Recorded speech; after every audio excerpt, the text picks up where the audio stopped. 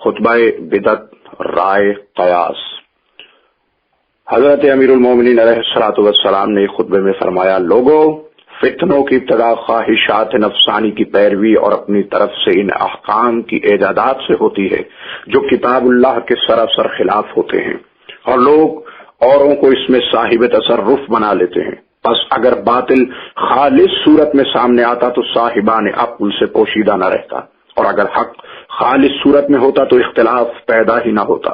لیکن ہوتا یہ ہے کہ کچھ باطل لیا جاتا ہے اور کچھ حق سے، اور یہ دونوں آپس میں خلط ملط ہو کر لوگوں کے سامنے آتے ہیں۔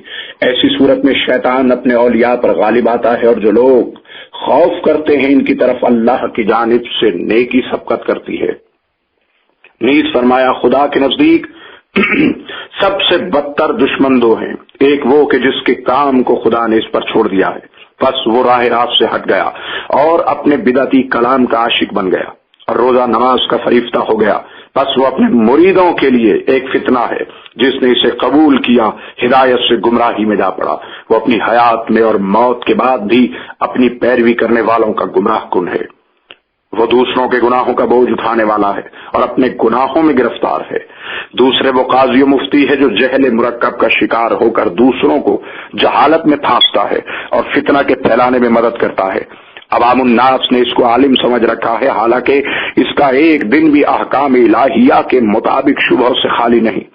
اس کے جہل مرکب کی علامت یہ ہے کہ اس نے اس چیز کو جس کا کم اس کے زیادہ سے بہتر ہے بہت تیزی سے بہت زیادہ جمع کر لیا، یہاں تک کہ جب وہ آب گندہ سے سیراب ہو گیا اور لاتائل باتوں سے معمور ہو گیا تو قاضی بن بیٹھا اور لوگوں کو شبہات سے نکالنے کا ضامن ہو گیا۔ اگر اس نے اپنے سے پہلے کے قاضی کے حکم کی مخالفت کی تو وہ اس امر سے بے خوف نہ ہوا کہ اس کے بعد آنے والا اس کے حکم کو اسی طرح توڑ دے گا جس طرح اس نے اپنے سے پہلے کے حکم کو توڑا۔ اگر کوئی سخت مسئلہ سامنے آتا ہے تو وہ اپنی رائے سے خلاف حقیقت بیان کر کے نامعقول باتوں پر معاملے کو ختم کر دیتا ہے اور شبہات کی پردہ پوشی کا حکم دیتا ہے، جس کی مثال مکڑی کے جالا تننے کی ہے۔ اس کو نہ یہ پتا ہے کہ اس کی رائے صحیح ہے اور نہ یہ پتا ہے کہ غلط ہے۔ اس کے گمان تک میں یہ بات نہیں کہ جس سے انکار کیا ہے علم اسی میں ہے، اور وہ نہیں سمجھتا کہ وہ دو چیزوں کے مشابہ ہونے کی وجہ ایک کا دوسری چیز پر قیاس کرتا ہے تو اپنی فکر کو غلط نہ سمجھتا۔ اگر اس پر کوئی اور مخفی تاریخ ہو جاتا، یعنی وہ اس میں اپنے قیاس کی راہ نہیں پاتا، تو اس کو اپنے جہالت آگین علم سے چھپاتا ہے تاکہ لوگ یہ خیال نہ کریں کہ وہ نہیں جانتا، پس جسارت کر کے حکم لگاتا ہے اور اندھے پن کے اکثر شبہات کی کنجی بنتا ہے اور شکوک و اوہام میں خبط الحواسی کرتا ہے۔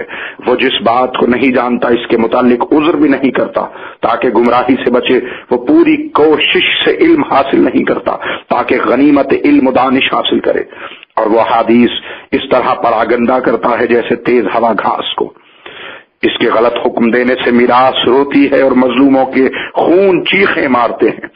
اس نے اپنے فتوے سے حرام شرمگاہوں کو حلال کر دیا اور اپنے فیصلے سے حلال شرمگاہوں کو حرام بنا دیا۔ جو احکام اس سے صادر ہوئے وہ ان کے لیے پرعزر علم نہیں، اور علم حق کے متعلق وہ جس کثرت سے اعادہ کرتا ہے وہ اس کا اہل نہیں ہے۔ سامعین محترم، یہ آپ حضرات کے لیے اصول کافی جلد 1 باب 20 سے لیا گیا ہے۔